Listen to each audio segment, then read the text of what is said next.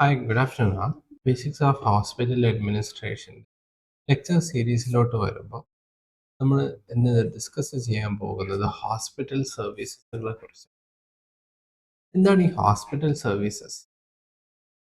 Hospital സർവീസസിനെ നമുക്ക് ഏറ്റവും simpler ആയിട്ട് പറയുകയാണെങ്കിൽ ഹോസ്പിറ്റലിൽ നിന്ന് കിട്ടുന്ന ഫെസിലിറ്റീസും അവിടെ നിന്ന് നമ്മൾ ഡിപ്പെൻഡ് ചെയ്യാൻ പറ്റുന്ന കാര്യങ്ങളെ സർവീസ് എന്ന് പറയുന്നത്.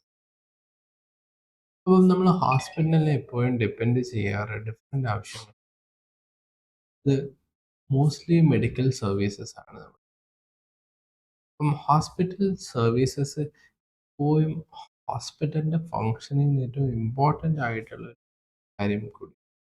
Hospital services play A pivotal role in health cases, offering broad spectrum of medical care and support to individuals. അപ്പം ഹോസ്പിറ്റൽ സർവീസസ് നമുക്ക് മെഡിക്കൽ സർവീസസ് മാത്രമല്ല, സപ്പോർട്ട് സർവീസസ് നമുക്ക് ഹോസ്പിറ്റലിൽ നിന്ന് കിട്ടുന്നത് ജസ്റ്റ് ഡോക്ടറിൻ്റെ കൺസൾട്ടേഷനോ ഇല്ലെങ്കിൽ അതിനപ്പുറത്തോട്ടും നമുക്ക് പ്രിവെൻറ്റീവ് ആയിട്ടുള്ളതും ക്യൂറേറ്റീവ് ആയിട്ടുള്ള കെയറുകളെല്ലാം നൽകാൻ വേണ്ടി എക്യുപ്ഡ് ആയിട്ടുള്ള ഒരു ഹോസ്പിറ്റൽ. ഈ ഹോസ്പിറ്റൽ സർവീസസിനെ നമുക്ക് അതിൻ്റെ മോഡ് ഓഫ് ഫങ്ഷനാലിറ്റീനെ ബേസ് ചെയ്ത് ഡിവൈഡ് ചെയ്യാം, ഡിഫറെൻറ്റ് കാറ്റഗറൈസ് ചെയ്യും. ഈ ഡിഫറെൻറ്റ് കാറ്റഗറീസിലോട്ട് നമ്മൾ ഡിവൈഡ് ചെയ്യുമ്പോൾ ഏറ്റവും ഇമ്പോർട്ടൻ്റ് ആയിട്ട് പ്രൈം ആസ്പെക്ട് എന്ന് പറയുന്നത് എപ്പോഴും മെഡിക്കൽ സർവീസ്. ഇപ്പോൾ നമുക്ക് ഇതിൻ്റെ ആസ്പെക്ട്സുകൾ നോക്കാം. ഹോസ്പിറ്റൽ സർവീസസ് ഡിഫറെൻറ്റ് ആസ്പെക്ട്സുകളിലോട്ട് കിടക്കാം. നമ്മുടെ ഹോസ്പിറ്റൽ എന്ന പ്രൊഡക്റ്റിൽ നിന്നും നമുക്ക് കിട്ടുന്ന ഡിഫറെൻറ്റ് ആസ്പെക്റ്റിലെ സർവീസസിനെ ഡിവൈഡ് ചെയ്തിരിക്കുന്നത് മെഡിക്കൽ സർവീസ്, മെഡിക്കൽ ട്രെയിനിങ്സുകൾ, medical education, medical research activity. ഇതിന് നമ്മുടെ പ്രൈം ഫോക്കസ് കൊടുക്കുന്നത് മെഡിക്കൽ സർവീസസ്. ഹോസ്പിറ്റൽ അഡ്മിനിസ്ട്രേഷൻ നമുക്ക് മെഡിക്കൽ സർവീസസിൻ്റെ ഫങ്ഷനിങ്സുകളാണ് അറിഞ്ഞിരിക്കുന്നത്. അപ്പം ഏറ്റവും ഇമ്പോർട്ടൻ്റ് ആയിട്ട് മെഡിക്കൽ സർവീസസിലോട്ട് പോകും. നമുക്ക് എല്ലാ സർവീസസിനെയും 3 കാറ്റഗറി ആയിട്ടാണ് ഡിവൈഡ് ചെയ്യുന്നത്. ഏറ്റവും ഫസ്റ്റ് എന്ന് പറയുന്നത് ലൈൻ സർവീസ്, അതേപോലെ supportive services and auxiliary service.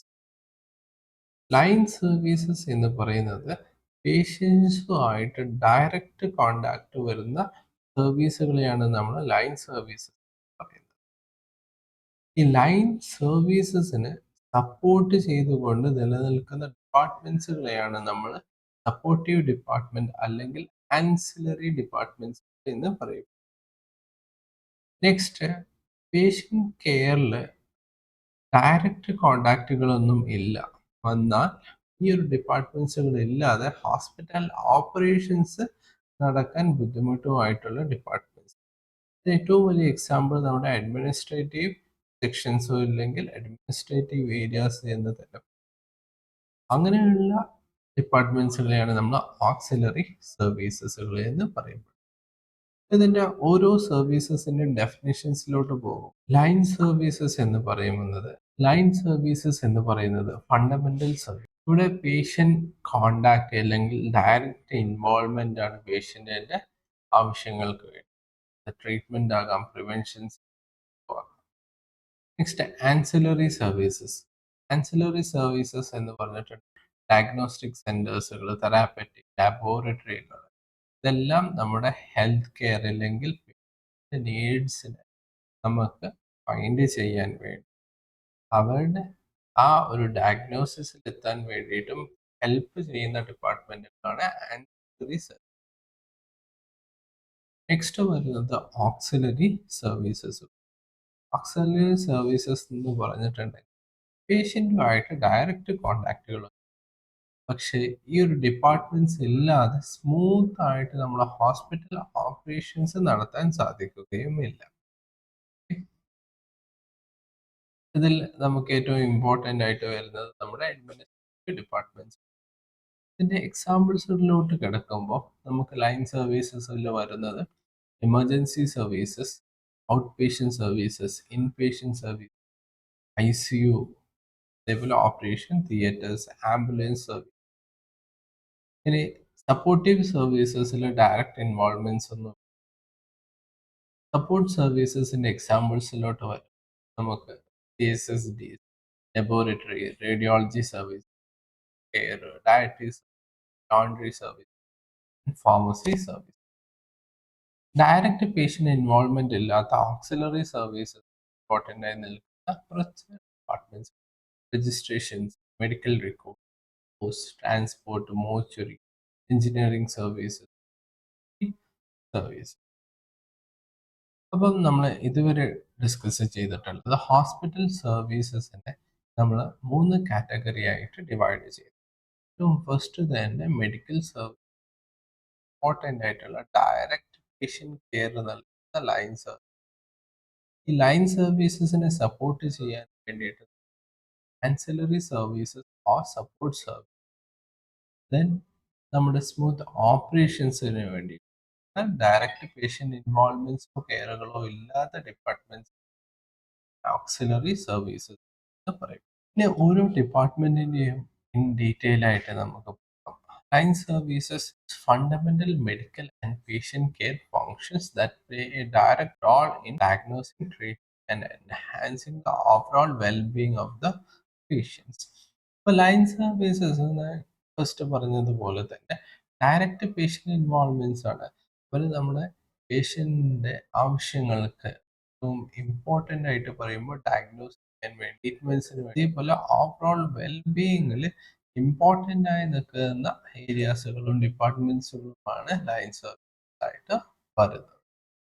These critical services form the cornerstone of a hospital primo mission, aiming to deliver the essential medical care and support to the key components of line services in a hospital setting involve various aspects such as medical consultations, nursing care, inpatient services, surgical procedures, emergency, as well as a specialized care for maternity and pediatric patients. Together, that the services reflect the core function that define hospitals' identity as an healthcare is dedicated to ensuring the health and welfare of the community. It line services basically പറയുന്നത് ഹോസ്പിറ്റലിലെ important ആയിട്ടുള്ള അല്ലെങ്കിൽ പേഷ്യന്റിന് direct care നൽകാൻ വേണ്ടി ഇത് നമ്മുടെ medical consultation ആകാം, diagnostic service, nursing care, patient service, surgical procedures. ഈ ഫങ്ഷൻസിൻ്റെയൊക്കെ ഒരു ഓവറോൾ അല്ലെങ്കിൽ കോർ ഫങ്ഷണാലിറ്റികളാണ് ഒരു ഹോസ്പിറ്റലിൻ്റെ ഐഡൻറ്റിറ്റി മാറപ്പെടുന്നത്. ലൈൻ സർവീസസിൽ വരുന്ന ഡിഫറെൻറ്റ് ഏരിയാസുകൾ നമുക്ക് ഡിസ്കസ് ചെയ്യാം. ഏറ്റവും ഫസ്റ്റ് തന്നെ നമുക്ക് കാണപ്പെടുന്നത് എമർജൻസി ഡിപ്പാർട്ട്മെന്റ്സുകൾ എന്ന് പറയുന്നത് acute ആയിട്ടുള്ള ഡിസീസ്, നമുക്ക് പെട്ടെന്ന് വരുന്ന ഡിസീസ്ഡ് കണ്ടീഷൻസിനെ ഹാൻഡിൽ ചെയ്യാൻ വേണ്ടിയിട്ട് ഡെഡിക്കേറ്റഡ് ആയിട്ട് വർക്ക് ചെയ്യുന്ന ഡിപ്പാർട്ട്മെന്റുകളാണ് എമർജൻസി ഡിപ്പാർട്ട്മെന്റ് എന്ന് പറയപ്പെടുന്നത്. എമർജൻസി ഡിപ്പാർട്ട്മെന്റുകൾ ഡിഫറെന്റ് നെയിംസുകൾക്ക് അറിയപ്പെടും. Emergency department, casualty, 24/7, trauma care, accident and trauma centres എന്നുള്ള ഡിഫറെന്റ് നെയിംസ്. ബേസിക്കലി 24/7 നമുക്ക് ട്രീറ്റ്മെന്റ്സുകളും പ്രിവെൻഷൻസുകളും തരുന്ന ഡിപ്പാർട്ട്മെന്റാണ് എമർജൻസി ഡിപ്പാർട്ട്മെന്റുകൾ എന്ന് പറയുന്നത്. ഇതിൽ നെക്സ്റ്റ് വരുന്നത് ഇൻപേഷ്യൻ്റ് ഡിപ്പാർട്ട്മെന്റ്. ഇൻപേഷ്യൻ്റ് ഡിപ്പാർട്ട്മെന്റ്സുകൾ എപ്പോഴും അഡ്മിറ്റഡ് ആയിട്ടുള്ള പേഷ്യൻസ്, കണ്ടിന്യൂസ് ആയിട്ടുള്ള ക്രിട്ടിക്കൽ ഇൽനെസ്സോ ഇല്ലെങ്കിൽ കണ്ടിന്യൂസ് മോണിറ്ററിങ് ആവശ്യമായ പേഷ്യൻസ് ഹോസ്പിറ്റലിൽ തന്നെ നിലനിർത്തി ചികിത്സ നൽകി അവരുടെ കണ്ടിന്യൂസ് മോണിറ്റർ ചെയ്ത് പ്രോഗ്രഷൻസ് കൊണ്ടുവരുന്ന ഡിപ്പാർട്ട്മെന്റ്സുകളാണ്. ഇവിടെ നമുക്ക് സ്പെഷ്യലൈസ്ഡ് ആയിട്ടുള്ള നഴ്സിംഗ് കെയറുകളും ഡോക്ടേഴ്സിൻ്റെ കൺസൾട്ടേഷൻസ് നമ്മളിലോട്ട് വന്ന് നൽകുന്നതാണ് ഇൻപേഷ്യൻ്റ് ഡിപ്പാർട്ട്മെന്റ് പ്രത്യേകത. നെക്സ്റ്റ് വരുന്നത് out patient departments. Out patient ഡിപ്പാർട്ട്മെന്റ്സുകൾ എന്ന് പറയുമ്പോൾ നമ്മൾ ഹോസ്പിറ്റൽ ഫെസിലിറ്റീസുകൾ യൂസ് ചെയ്യും, മറിച്ച് അവിടെ താമസിക്കുകയോ അല്ലെങ്കിൽ അഡ്മിഷൻ പോകാതെയോ സർവീസസുകൾ കൈപ്പറ്റുന്നതിനെയാണ് ഔട്ട് പേഷ്യൻ്റ് ഡിപ്പാർട്ട്മെന്റ്സ് പറയുന്നത്. ഇൻപേഷ്യൻ്റ് ഡിപ്പാർട്ട്മെന്റ്സ് എപ്പോഴും അഡ്മിറ്റഡ് ആയിട്ടുള്ള പേഷ്യൻസിനെ ഹാൻഡിൽ ചെയ്യാൻ വേണ്ടിയിട്ടുള്ള ഡിപ്പാർട്ട്മെന്റ്. ഔട്ട് പേഷ്യൻസ് നമുക്ക് ജസ്റ്റ് കൺസൾട്ടേഷൻസ് പോയിട്ടെങ്കിൽ അതർ സർവീസസ് അഡ്മിറ്റഡ് ആകാതെ നമ്മൾ എടുക്കുന്നതിനെയാണ് ഔട്ട് പേഷ്യൻ്റ് ഡിപ്പാർട്ട്മെൻറ്റ്സുകൾ എന്ന് പറയപ്പെടുന്നത്. നെക്സ്റ്റ് വരുന്നത് ICUസുകളാണ്. ICUs എന്ന് പറയുമ്പോൾ ക്രിട്ടിക്കൽ ആയിട്ടുള്ള കെയർ ആവശ്യമായിട്ടുള്ള പേഷ്യൻസിന് കണ്ടിന്യൂസ് ആയിട്ടുള്ള മോണിറ്ററിങ്, അത് നഴ്സിംഗ് സ്റ്റാഫുകളും ഡോക്ടേഴ്സും എമർജൻസി ടീമുകളും എല്ലാവരും വർക്ക് ചെയ്ത് 24/7 അവരുടെ എല്ലാ കാര്യങ്ങളും കണ്ടിന്യൂസ് മോണിറ്ററിങ് ചെയ്യുന്ന ഡിപ്പാർട്ട്മെന്റ് ICUs എന്ന് പറയുന്നത്. ഈ ICUs വെൽ എക്യുപ്ഡും സോഫിസ്റ്റിക്കേറ്റഡ് ആയിട്ടുള്ള ഒരു ഡിപ്പാർട്ട്മെന്റ് ആണ്. ഇവിടെ നമുക്ക് എല്ലാ ടൈപ്സ് ഓഫ് എക്യുപ്മെന്റ്സുകളും അവൈലബിൾ ആയിട്ടുണ്ട്. നമുക്ക് ഏത് ടൈമിൽ വേണമെങ്കിലും ഡിഫറെന്റ് ഇൽനെസ്സുകളിനെ തരണം ചെയ്യാൻ വേണ്ടിയിട്ടുള്ള എക്യുപ്മെന്റ് നമുക്ക് അവൈലബിൾ ആയിട്ടുള്ള ഡിപ്പാർട്ട്മെന്റ് ആണ് ഇന്റൻസീവ് കെയർ യൂണിറ്റ്സുകൾ എന്ന് പറയും. Next surgical department.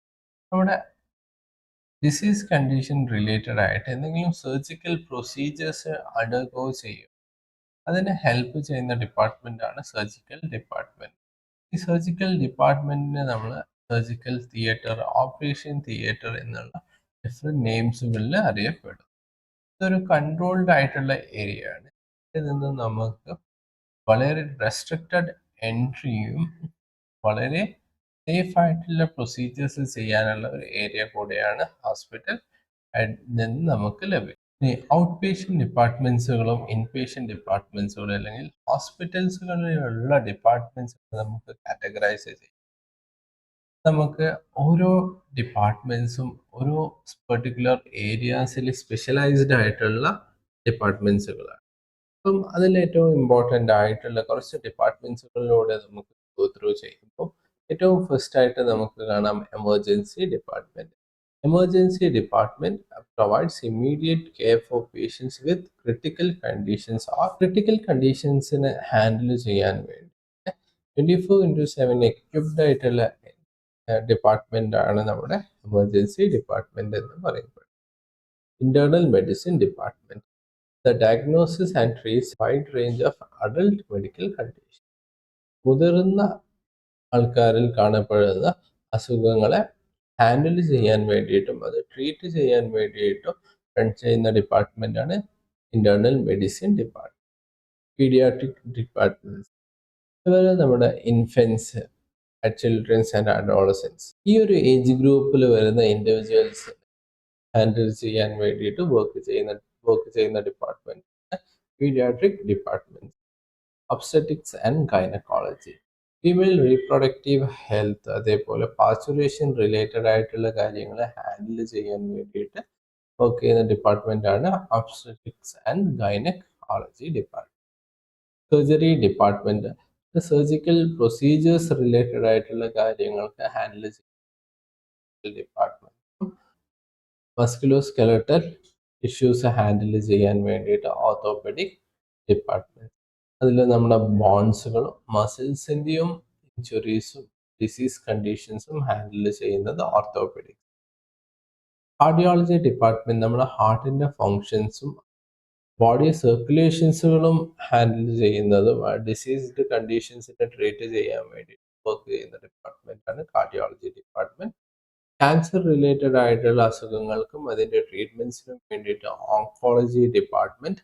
Nervous ടിഷ്യൂസിലും nervous സിസ്റ്റത്തിലും വരുന്ന ഇഞ്ചുറീസും അതിൻ്റെ ട്രീറ്റ്മെന്റ്സും ഡയഗ്നോസിസും റിലേറ്റഡ് ആയിട്ടുള്ള കാര്യങ്ങൾ ഹാൻഡിൽ ചെയ്യാൻ ന്യൂറോളജി ഡിപ്പാർട്ട്മെന്റ്. ഡെർമറ്റോളജി എന്ന് പറയുന്നത് ഹ്യൂമൻ ബീങ്സ് അല്ലെങ്കിൽ സ്കിൻ റിലേറ്റഡ് ആയിട്ടുള്ള ഇഷ്യൂസുകളുടെ ഡയഗ്നോസിസും ട്രീറ്റ്മെന്റിനും ഹെൽപ്പ് ചെയ്യുന്ന ഏരിയാസുകളാണ് dermatology department. Next psychiatry department. Psychiatry department നമ്മുടെ മെന്റൽ ഡിസീസസും കണ്ടീഷൻസുകളും ഹാൻഡിൽ ചെയ്യാൻ വേണ്ടിയിട്ട് വരുന്നതാണ് സൈക്കാട്രി ഡിപ്പാർട്ട്മെന്റ്. നമുക്ക് ഇമേജിംഗ് സർവീസസ്, CT, എക്സ്റേസ് ഒക്കെ ഹാൻഡിൽ ചെയ്യാൻ വേണ്ടിയിട്ട് വർക്ക് ചെയ്യുന്ന ഡിപ്പാർട്ട്മെന്റ് ആണ് റേഡിയോളജി ഡിപ്പാർട്ട്മെന്റ്. അസുഖങ്ങൾക്ക് ഫൈൻഡിങ്സും അതിൻ്റെ അനലൈസിസിനും വേണ്ടിയിട്ട് റൺ ചെയ്യുന്ന ഡിപ്പാർട്ട്മെന്റുകളാണ് പാത്തോളജി ഡിപ്പാർട്ട്മെന്റ്, നമുക്ക് ഒരു സർജറിന്റെ മുന്നേ വേദന തിരിച്ചറിയാതിരിക്കാൻ വേണ്ടി അനസ്തറ്റൈസ് ചെയ്യാറുണ്ട്. ഈ അനസ്തറ്റൈസ് ചെയ്യാൻ വേണ്ടിയിട്ട് ഡെഡിക്കേറ്റഡ് ആയിട്ടുള്ള ഡിപ്പാർട്ട്മെന്റ്സുകളാണ് അനസ്തേഷ്യോളജി ഡിപ്പാർട്ട്മെന്റ്. നമ്മുടെ ഐ റിലേറ്റഡ് ആയിട്ടുള്ള പ്രോബ്ലംസുകളും അതിന്റെ ട്രീറ്റ്മെന്റ്സുകളും ഹാൻഡിൽ ചെയ്യാൻ വേണ്ടിയിട്ട് ഒഫ്താൽമോളജി ഡിപ്പാർട്ട്മെന്റ്സുകൾ, ഇയർ നോസ് ത്രോട്ടുകൾ ഹാൻഡിൽ ചെയ്യാൻ വേണ്ടിയിട്ട് ENT ഡിപ്പാർട്ട്മെന്റുകൾ ഫങ്ഷൻ ചെയ്യുന്നുണ്ട്. യൂറിനറി സിസ്റ്റവും മെയിൽ റീപ്രൊഡക്റ്റീവ് ഓർഗൻസുകളും ഹാൻഡിൽ ചെയ്യാൻ വേണ്ടിയിട്ട് യൂറോളജി ഡിപ്പാർട്ട്മെന്റ്, റെസ്പിറേറ്ററി സിസ്റ്റവും ലങ് റിലേറ്റഡ് ആയിട്ടുള്ള ഡിസോർഡേഴ്സുകളും അതിൻ്റെ ട്രീറ്റ്മെന്റ്സുകളും ഹെൽപ്പ് ചെയ്യുന്ന ഡിപ്പാർട്ട്മെന്റ് ആണ് ഹോസ്പിറ്റലിലെ പൾമനോളജി ഡിപ്പാർട്ട്മെന്റ്. ന്യൂ ബോൺ ബേബീസിൻ്റെ കണ്ടീഷൻസുകളും അതിൻ്റെ ഡയഗ്നോസിസും ട്രീറ്റ്മെന്റ്സുകളും ഹാൻഡിൽ ചെയ്യാൻ വേണ്ടിയിട്ട് നമുക്ക് നിയോനെറ്റോളജി ഡിപ്പാർട്ട്മെന്റ്സ് ഉണ്ട്. അങ്ങനെ നമ്മൾ ഇന്നത്തെ ഫസ്റ്റ് സെഷനിലെ ലൈൻ സർവീസസുകളാണ് ഇപ്പോൾ കംപ്ലീറ്റ് ചെയ്തിട്ടുള്ളത്. നമുക്ക് നെക്സ്റ്റ് സെഷനിലോട്ട് മൂവ് ചെയ്യുമ്പോൾ സപ്പോർട്ട് സർവീസസുകളാണ്. ഈ ലൈൻ സർവീസസിനെ ഹെൽപ്പ് ചെയ്യാൻ വേണ്ടിയിട്ട് ഫങ്ഷൻ ചെയ്യുന്നത്. അവർ ഡയറക്റ്റ് ട്രീറ്റ്മെന്റ്സിൽ ഇൻവോൾവ് അല്ല, പക്ഷെ പേഷ്യൻറ്റുമായിട്ടുള്ള ഡയറക്റ്റ് കണക്ഷൻസുകൾ വരുന്നുണ്ട്. പക്ഷെ ഇവരെന്താക്കുകയാണ്, നമ്മുടെ ലൈൻ സർവീസസിനെ ഹെൽപ്പ് ചെയ്യുകയാണ് ചെയ്യുന്നത്. ഡയഗ്നോസിസ് ചെയ്യാനോ ഇല്ലെങ്കിൽ ട്രീറ്റ്മെന്റിലോ അവരെന്താക്കുകയാണ്, ഇവരുടെ ഡിപ്പാർട്ട്മെന്റ്സുകൾ ഹെൽപ്പ് ചെയ്യും. ഏറ്റവും സിമ്പിളായിട്ട് പറയുകയാണെങ്കിൽ നമുക്ക് നമ്മുടെ അസുഖങ്ങളും അതിൻ്റെ ഐഡന്റിഫിക്കേഷൻസും ട്രീറ്റ്മെന്റ്സുകൾക്കൊക്കെ വേണ്ടിയിട്ട് നമ്മൾ ഡിപ്പെൻഡ് ചെയ്യുന്ന ഡിപ്പാർട്ട്മെന്റുകളെയാണ് ancillary services or support services എന്ന് പറയുന്നത്. ആൻസിലറി സർവീസിന്റെ ഡെഫിനിഷനിലോട്ട് വരുമ്പോൾ therapeutic and diagnostic services which complement the patient care. Ancillary services in a healthcare setting refers to supportive and supplementary services that play a crucial role in functioning a medical facility. അപ്പോൾ ഏറ്റവും important ആയിട്ട് നമുക്കൊരു അസുഖം diagnosis ചെയ്യാൻ വേണ്ടി support സർവീസസുകളുടെ help ഇല്ലാതെ നമുക്ക് വളരെ ബുദ്ധിമുട്ട്. നമുക്ക് ഒരു BP കൂടിയിട്ടുണ്ടോ എന്നറിയാൻ വേണ്ടിയിട്ട് നമുക്ക് എന്താക്കാം, ഇത് നമുക്ക് ഡോക്ടേഴ്സിന് ഡയറക്റ്റായി അറിയാൻ പറ്റും. മറിച്ച് ഷുഗർ ലെവൽസുകൾ കൂടിയതാണോ അല്ലെങ്കിൽ വേറെ എന്തെങ്കിലും കാരണം കൊണ്ടാണ് വേരിയേഷൻസ് വന്നത് എന്ന് നമുക്ക് കൺഫർമേഷൻസ് ചെയ്യണമെങ്കിൽ ലബോറട്ടറി സർവീസസുകൾ നിർബന്ധം. അതേപോലെ തന്നെയാണ് ഇമേജിംഗ് സർവീസസുകളും. നമുക്കൊരു ഫ്രാക്ചർ വന്നിട്ടുണ്ടെങ്കിൽ ആ ഫ്രാക്ചർ എങ്ങനെയാണ് നിൽക്കുന്നത്, ഇതിനെ നമുക്ക് എങ്ങനെ ടാക്കിൾ ചെയ്യാൻ പറ്റും, ഇതിൻ്റെ ട്രീറ്റ്മെന്റ്സുകൾ എന്തൊക്കെ ചെയ്യാൻ പറ്റും എന്നുള്ളത് നമുക്കൊരു കറക്റ്റ് ഇമേജ് കിട്ടിയിട്ടുണ്ടെങ്കിൽ ഹാൻഡിൽ ചെയ്യാൻ പറ്റുന്ന രീതിയിൽ. അപ്പോൾ നമ്മുടെ ട്രീറ്റ്മെന്റ്സ് പ്രോപ്പർ ആക്കാൻ വേണ്ടിയിട്ടും ഇതിൽ എറേഴ്സുകളൊന്നും ഇല്ലാതിരിക്കാൻ വേണ്ടിയിട്ടും നമ്മളെ ഹെൽപ്പ് ചെയ്യുന്ന ഡിപ്പാർട്ട്മെന്റ്സ് ആണ് ആൻസിലറി സർവീസ്. അതുകൊണ്ട് തന്നെ ഈ സർവീസസിന്റെ ഫങ്ഷനിങ് എന്ന് പറയുന്നത് ഏറ്റവും ഇമ്പോർട്ടൻ്റ് ആയ തന്നെയാണ് hospital സർവീസസുകൾ. These services are essential for providing comprehensive patient care, ensuring a smooth operation in various medical departments. ബാക്കിയുള്ള ഡിപ്പാർട്ട്മെന്റ്സുകളുടെയൊക്കെ ഓപ്പറേഷൻസിൽ ഏറ്റവും ഇമ്പോർട്ടൻ്റ് ആയി നിൽക്കുന്ന ഡിപ്പാർട്ട്മെന്റ്സുകളാണ് ആൻസിലറി സർവീസസ് ഓർ സപ്പോർട്ട് സർവീസുകൾ എന്ന് പറയപ്പെടുന്നത്. ആൻസിലറി സർവീസസുകളെ നമ്മൾ രണ്ടായിട്ടാണ് കാറ്റഗറൈസ് ചെയ്തിട്ടുള്ളത്, ഡയഗ്നോസ്റ്റിക് സർവീസസും അതേപോലെ തെറപ്പറ്റിക് സർവീസസ്. ഡയഗ്നോസ്റ്റിക് സർവീസസുകൾ നമുക്ക് നോക്കാം. ഡെഫിനിഷൻസിലോട്ട് വരുമ്പോൾ ഡയഗ്നോസ്റ്റിക് സർവീസസുകൾ എന്ന് പറയപ്പെടുന്നത് ഒരു അസുഖത്തിനെയോ അല്ലെങ്കിൽ കണ്ടീഷൻസിനെയോ ഡയഗ്നോസ് ചെയ്യാൻ, ആ അസുഖം എന്താണ് എന്ന് തിരിച്ചറിയാൻ വേണ്ടി ഹെൽപ്പ് ചെയ്യുന്ന ഡിപ്പാർട്ട്മെന്റ്സുകളാണ് ഡയഗ്നോസ്റ്റിക് സർവീസസ്. അതിൽ വരുന്ന സബ് ഡിപ്പാർട്ട്മെന്റ്സുകളാണ് radiology departments, laboratory testing departments, pathology departments, endoscopy, electrocardiograms. അപ്പം നമുക്ക് റേഡിയോളജി എന്താണ്? റേഡിയോളജി എന്ന് പറഞ്ഞിട്ടുണ്ടെങ്കിൽ ഇമേജിംഗ് ടെക്നിക്സുകളെ യൂസ് ചെയ്തിട്ട് നമ്മുടെ ബോഡി പാർട്സുകളെയും കോമ്പോണൻസുകളെയും തിരിച്ചറിയാൻ ഹെൽപ്പ് ചെയ്യുന്നതാണ്. അത് നമ്മൾ ഡിഫറെൻറ്റ് ടെക്നിക്സുകളാണ്. എക്സ്റേസുകളാകാം, CTസുകളാകാം, MRIസുകളാകാം. ലബോറട്ടറി ടെസ്റ്റിങ്ങിൽ നമ്മൾ അനാലിസിസ് നടക്കുകയാണ്. നമ്മളെ ബോഡിയിലെ കെമിക്കൽ കോമ്പണൻസുകളുടെ അനാലിസിസ് നടത്തുന്നതാണ് ലബോറട്ടറി ടെസ്റ്റിംഗ്. പാത്തോളജിയിൽ നമ്മൾ പാത്തോളജിക്കൽ എക്സാമിനേഷൻസ് ആണ്, നമ്മുടെ ടിഷ്യൂസ് അല്ലെങ്കിൽ ബോഡി പാർട്സുകളുടെ എക്സാമിനേഷൻസ് നടത്തുന്നതാണ് പാത്തോളജി ഡിപ്പാർട്ട്മെന്റ്. എൻഡോസ്കോപ്പി ഡിപ്പാർട്ട്മെന്റ്സുകൾ നമ്മൾ ഇന്നർ ആസ്പെക്ട് വിസിബിലിറ്റി വേണ്ടിയിട്ട്, അതായത് നമ്മളൊരു ഇന്റേണൽ ക്യാമറകൾ വെച്ചിട്ട് നമ്മൾ ഇന്റേണൽ ബോഡീസുകൾ കാണാൻ വേണ്ടി ഹെൽപ്പ് ചെയ്യുന്ന ഡിപ്പാർട്ട്മെന്റ്സുകളാണ് അല്ലെങ്കിൽ ഏരിയാസ് ആണ് എൻഡോസ്കോപ്പികൾ. ഇലക്ട്രോ കാർഡിയോഗ്രാം എന്ന് പറഞ്ഞിട്ടുണ്ടെങ്കിൽ നമ്മുടെ ബോഡിയിലുള്ള electrical activities, electrocardiogram especially for heart ആണ്. അതേപോലെ നമുക്ക് എൻസിഫാലോഗ്രാംസുകൾ ഉണ്ട്, നമ്മുടെ ബ്രെയിനിന്റെ ഇലക്ട്രിക് ആക്ടിവിറ്റികൾ അറിയാൻ വേണ്ടി. നെക്സ്റ്റ് കാറ്റഗറി വരുന്നത് തെറപ്പറ്റിക് സർവീസസ്. തെറപ്പറ്റിക് സർവീസസ് നമ്മുടെ ട്രീറ്റ്മെന്റ്സുകളെ ഹെൽപ്പ് ചെയ്യുന്നതാണ്, നമുക്ക് ഈസി റിക്കവറി ചെയ്യാൻ വേണ്ടിയിട്ട്. മോസ്റ്റ്ലി നമുക്കത് ഫിസിക്കൽ തെറാപ്പി ഓർ ഫിസിയോതെറാപ്പികൾ, occupational therapies, pharmacotherapy, surgical therapies, radiation therapies, rehabilitation services, കീമോതെറാപ്പികൾ, കൗൺസിലിംഗ് ആൻഡ് സൈക്കോതെറാപ്പി. അപ്പോൾ ഫിസിക്കൽ തെറാപ്പി നമുക്ക് എന്തെങ്കിലും ഒരു ഇഷ്യൂസ് വരുമ്പോൾ ഫിസിക്കലി റിക്കവറി ചെയ്യാൻ വേണ്ടിയിട്ട് ഹെൽപ്പ് ചെയ്യുന്ന ഡിപ്പാർട്ട്മെന്റാണ് physical therapy or physiotherapy. Occupational therapy എന്ന് പറഞ്ഞിട്ടുണ്ട് നമ്മുടെ ഡെയിലി ആക്ടിവിറ്റീസിനെ ബേസ് ചെയ്തിട്ട് നമുക്ക് ഇംപ്രൂവ്മെന്റ്സ് കൊണ്ടുവരാൻ വേണ്ടിയിട്ട് ഹെൽപ്പ് ചെയ്യുന്ന ഡിപ്പാർട്ട്മെന്റ്സുകളാണ് ഒക്കുപേഷണൽ തെറാപ്പി. ഫാർമക്കോ തെറാപ്പി നമ്മൾ മെഡിക്കേഷൻസ് വഴി അസുഖങ്ങളെ ട്രീറ്റ് ചെയ്യാൻ ഹെൽപ്പ് ചെയ്യുന്നതാണ് ഫാർമക്കോ തെറാപ്പി. സർജിക്കൽ പ്രൊസീജിയേഴ്സ് വഴി ഹെൽപ്പ് ചെയ്യുന്നത് സർജിക്കൽ തെറാപ്പിയും. റേഡിയേഷൻ തെറാപ്പി നമ്മൾ ഹൈ ഡോസ് റേഡിയേഷൻസുകൾ യൂസ് ചെയ്തിട്ട് ട്രീറ്റ്മെന്റോ ഡയഗ്നോസിസോ ഹെൽപ്പ് ചെയ്യുന്നതാണ് റേഡിയേഷൻ തെറാപ്പികൾ. റീഹാബിലിറ്റേഷൻ സർവീസസ് നമുക്ക് ഓൾറെഡി വന്നൊരു അസുഖത്തെ ഏറ്റവും ബെസ്റ്റ് ആയിട്ടുള്ള വേയില് നമുക്ക് പ്രിവെന്റ് ചെയ്യുകയോ ഇല്ലെങ്കിൽ ഡെയിലി റുട്ടീൻ ആക്ടിവിറ്റീസുകളിലോട്ട് തിരിച്ചു കൊണ്ടുവരാൻ ഹെൽപ്പ് ചെയ്യുന്നതാണ് റീഹാബിലിറ്റേഷൻ സർവീസസ്. കീമോതെറാപ്പികൾ നമുക്ക് ഡ്രഗ്സുകൾ വെച്ചിട്ട് ക്യാൻസേഴ്സ് അല്ലെങ്കിൽ ഗ്രോത്തുകളെയോ ട്രീറ്റ്മെന്റ്സുകൾ ചെയ്യുന്നതാണ് കീമോതെറാപ്പികൾ. കൗൺസിലിംഗ് തെറാപ്പിയോ സൈക്കോ തെറാപ്പി നമുക്ക് ഒരു മെന്റൽ ഹെൽത്ത് ഇഷ്യൂസുകൾ ഹാൻഡിൽ ചെയ്യാൻ വേണ്ടിയിട്ട് നൽകുന്ന തെറാപ്പികളാണ് കൗൺസിലിംഗ് ഓർ ഫിസിയോതെറാപ്പി. എക്സാമ്പിൾസുകൾ മാത്രമാണ് നമുക്ക് സ്പീച്ച് തെറാപ്പികളുണ്ട്. ഇത് നമ്മളുടെ സംസാരവുമായി ബന്ധപ്പെട്ടുള്ള ഇഷ്യൂസുകൾ അതിനെ ഹെൽപ്പ് ചെയ്യുന്ന ഏരിയാസുകളാണ് സ്പീച്ച് തെറാപ്പികൾ എന്ന് പറയുന്നത്. അപ്പൊ നമ്മൾ നെക്സ്റ്റ് ഇതിലോട്ട് വന്നപ്പോൾ ലൈൻ സർവീസസിനെ ഹെൽപ്പ് ചെയ്യുന്ന സപ്പോർട്ട് സർവീസസിലോട്ട് വന്നപ്പോൾ നമ്മൾ 2 ടൈപ്പ് ഓഫ് സർവീസസുകളാണ് കണ്ടപ്പെട്ടത്. 2 ടൈപ്പ് ഓഫ് സർവീസസുകളാണ് നമ്മളിപ്പോൾ ഡീൽ ചെയ്തിട്ടുള്ളത്. ഇതിൽ ഫസ്റ്റ് തന്നെ ഡയഗ്നോസ്റ്റിക് സർവീസസും തെറാപ്പറ്റിക് സർവീസസും. ഡയഗ്നോസ്റ്റിക് സർവീസസ് നമ്മുടെ അസുഖങ്ങളെ ഡയഗ്നോസിസ് ചെയ്യാനോ ട്രീറ്റ്മെന്റ് ചെയ്യാനോ ഹെൽപ്പ് ചെയ്യും. തെറാപ്പറ്റിക് സർവീസസ് നമ്മുടെ ട്രീറ്റ്മെന്റ്സുകളിൽ ഹെൽപ്പ് ചെയ്യുന്ന ഡിപ്പാർട്ട്മെന്റ്സുകളാണ്. ഏറ്റവും ലാസ്റ്റ് ആയിട്ട് നമുക്ക് ഓക്സിലറി സർവീസസുകളുണ്ട്. ഓക്സിലറി സർവീസസുകൾ എന്ന് പറയപ്പെടുന്നത് അഡീഷണൽ അല്ലെങ്കിൽ സപ്ലിമെന്ററി സർവീസസ്. ഇത് നമ്മുടെ ഓവറോൾ ഹോസ്പിറ്റലിന്റെ ഫങ്ഷനിങ്ങിനെയാണ് ഹെൽപ്പ് ചെയ്യപ്പെടുന്നത്.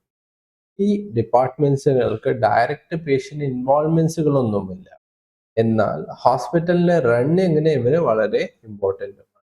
ഈ ഡിപ്പാർട്ട്മെന്റ്സുകൾ വേണമെങ്കിൽ നമ്മുടെ ബാക്ക് എൻഡ് ഡിപ്പാർട്ട്മെന്റ്സുകൾ എന്ന് വേണമെങ്കിലും പറയാം.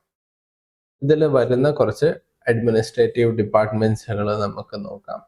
ഏറ്റവും ഫസ്റ്റ് ആയിട്ട് തന്നെ front desk and receptions, billing and insurance, medical records, human resource department, financing and budgeting, patient services, compliance and legal affairs, information technology, quality assurance and improvement, facility management, public relation and marketing, risk management. അപ്പം നമ്മൾ ഇതുവരെ കണ്ടത് almost non clinical ഡിപ്പാർട്ട്മെന്റ്സുകളാണ്. ഈ non clinical ഡിപ്പാർട്ട്മെന്റ്സുകൾ പേഷ്യൻസിന്റെ ട്രീറ്റ്മെന്റ്സിനോ ഡയഗ്നോസിനോ ഇൻവോൾവ്മെന്റ്സ് നടത്തുന്നില്ലെങ്കിൽ പോലും ഇവരാണ് നമ്മുടെ ഹോസ്പിറ്റലിന്റെ ഫങ്ഷനിങ്ങിനെ കൊണ്ടുപോകുന്നത്. ഈ ഒരു ഡിപ്പാർട്ട്മെന്റ്സുകൾ ഇല്ലാതെ നമുക്ക് ഹോസ്പിറ്റൽ ഫങ്ഷനിങ് സ്മൂത്തായി കൊണ്ടുപോകാൻ വളരെ ഡിഫിക്കൽട്ടാണ്. നിങ്ങളൊന്ന് ആലോചിച്ച് നോക്കും, ഒരു ഹോസ്പിറ്റലിൽ റിസപ്ഷനുകളോ ഇല്ലെങ്കിൽ ഫ്രണ്ട് ഓഫീസോ ഇല്ലാതെ നമ്മൾ പേഷ്യൻസിനെ എങ്ങനെ ഹാൻഡിൽ ചെയ്യും? അവരെങ്ങനെ ഡൈവേഴ്സിഫൈ ചെയ്തിട്ട് ഡിഫറെൻറ്റ് ഡിപ്പാർട്ട്മെന്റ്സിലോട്ട് നമ്മൾ അവരെ പറഞ്ഞയക്കും? ആരാണ് അവർക്ക് പ്രോപ്പറായിട്ടുള്ള ഇൻഫോർമേഷൻസ് കൊടുക്കുക? ഈ സമയത്ത് നമ്മുടെ ടൈം വേസ്റ്റേജുകളും നമുക്ക് വരുന്ന കൺജഷൻസുകളും ഒന്ന് ആലോചിച്ചു.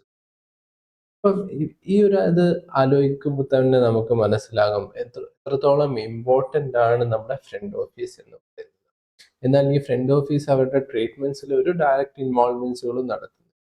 അവർ ജസ്റ്റ് ചെയ്യുന്നത് നമ്മൾ പേഷ്യന്റിന് രജിസ്ട്രേഷൻസ് ചെയ്യുന്നു, പ്രോപ്പർ ആയിട്ടുള്ള ഗൈഡൻസ് നൽകി ഏത് ഡോക്ടറിനെയാണോ കാണേണ്ടത് അവരിലോട്ട് ഷെഡ്യൂൾ ചെയ്ത് പ്രോപ്പർ ടൈമിൽ എത്തിക്കാൻ വേണ്ടി സഹായിക്കുന്നു.